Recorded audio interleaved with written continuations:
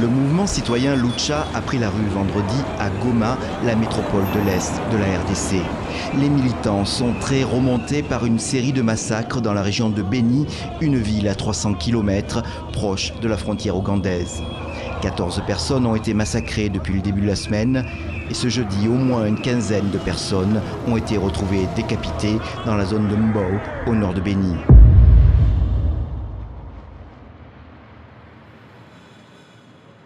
C'était un certain lundi, 21 septembre 2020, à 9h45. Nous avions reçu les rebelles ici chez nous, à Moussoukou, croyant que c'était nos militaires qui faisaient les patrouilles. En les voyant avec la tenue, ils étaient arrivés jusqu'à nous saluer même, comme si c'était le nôtre. Et puis, à un moment donné, nous avions vu encore derrière eux, ils avaient toutes sous la même ligne, les gens qui étaient déjà ligotés. C'est là où nous avions cru que ce sont déjà l'ennemi. Ces assaillants étaient obligés d'arriver dans notre structure et venir piller, incendier. Mauaji, balikuwa choma saru, banatukimbiza, tunasambalikana moya moya. Et prendre à destination inconnue l'un de nos agents. Que jusqu'à présent, cette personne n'est pas encore de retour. Les ADF ont fait longtemps ici. Ils connaissent toutes les voies du territoire de Beni. Ils demandent la conjugaison de tout le monde pour éradiquer ce phénomène. Munganga yetu moya bashakaenda naye. Kamabu bashakaenda. Et depuis ce jour-là, nous étions restés comme vraiment les enfants orphelins.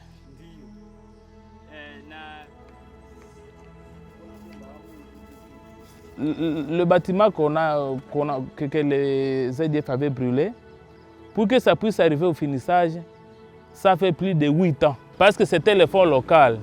On faisait passer porte à porte pour chercher les petits fonds. Le tout, on les mettait ensemble pour trouver ne fût-ce qu'un petit rien pour l'achat du ciment.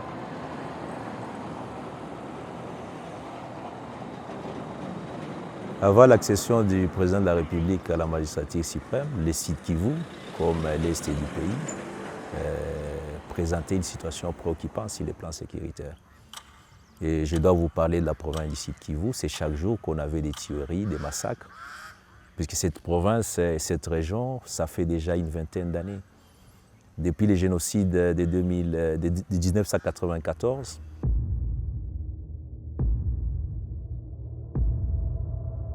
et ses conséquences, c'est le pays, l'Est du Congo aujourd'hui, qui est victime. Et cela a occasionné des massacres.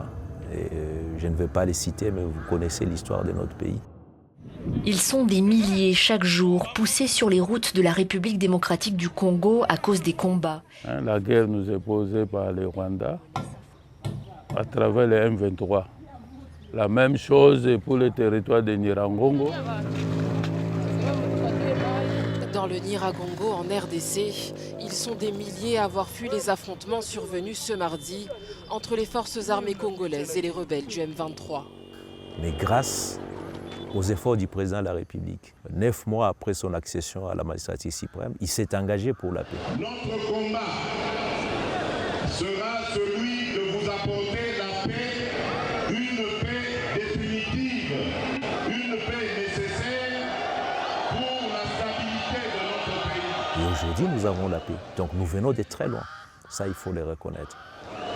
Et cette paix, croyez-moi, je suis prêt à mourir pour qu'elle soit une réalité. Si nous comparons la situation d'il y a 5 ans aujourd'hui, on a connu beaucoup d'avancées.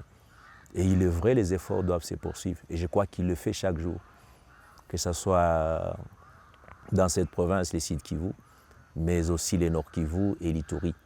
C'est l'Est du Congo qui reste encore aujourd'hui un ventre mou sur les questions de sécurité.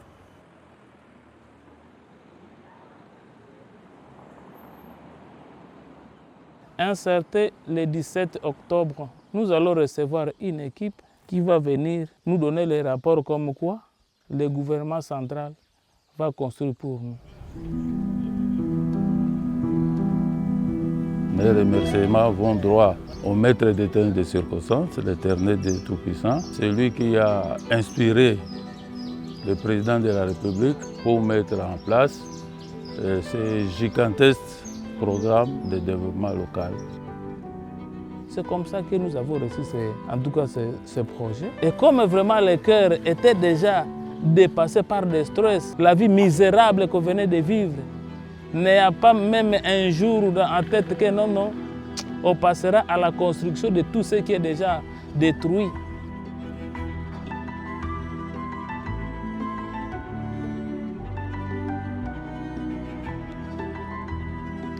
Vraiment, les anciennes structures étaient mal construites parce que c'était des écoles, des bâtiments en planches.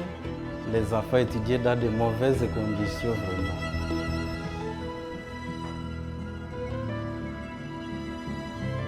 Dans l'ensemble, pour la province du Nord Kivu, il y a 88 projets. Et sur les 88 projets, il y a 69 qui sont en cours.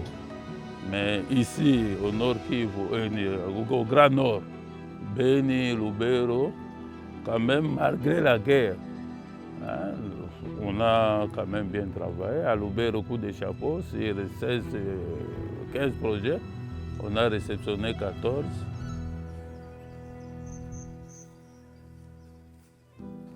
Pour nous, c'est un sentiment seulement de joie. Parce que vous imaginez, l'ADF vient détruire un bâtiment que la population elle-même a donné vraiment sa force et que le gouvernement central aussi vient montrer maintenant sa force face aux rebelles jusqu'à nous faire un bâtiment pareil. Bon, c'est pour venir nous essuyer les larmes aux yeux.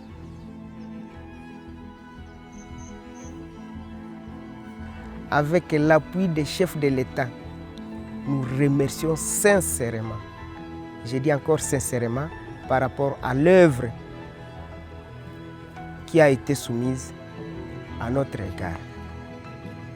La population était très contente par rapport à l'hébergement de ces bâtiments. C'était vraiment un souci majeur dans la communauté.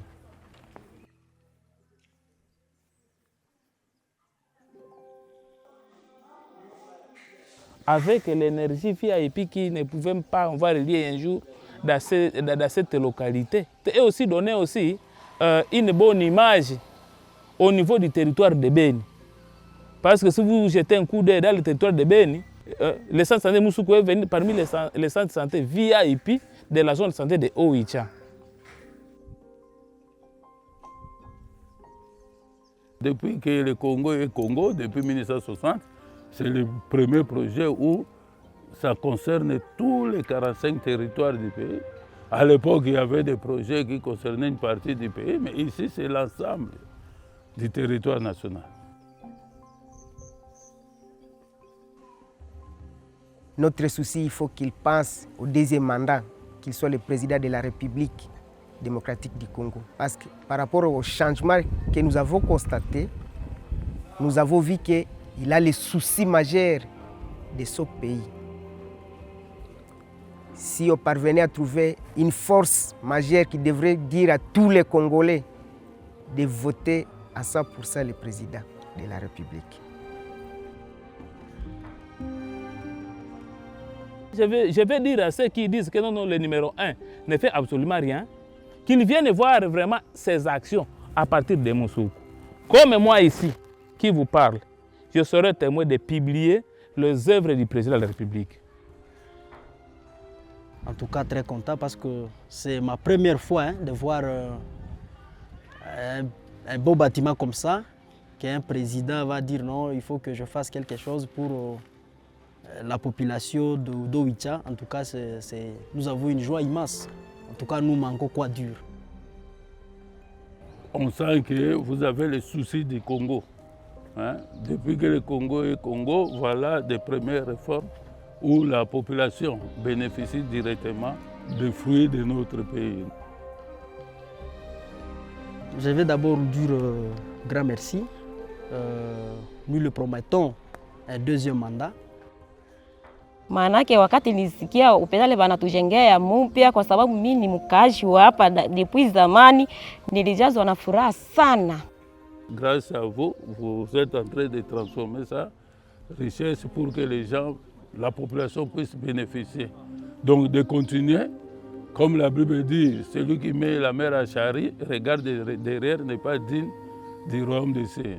Je vous demande de ne pas regarder derrière. Derrière, ce sont des gens qui crient, oh, pas ça. Mais vous devez regarder de l'avant et puis continuer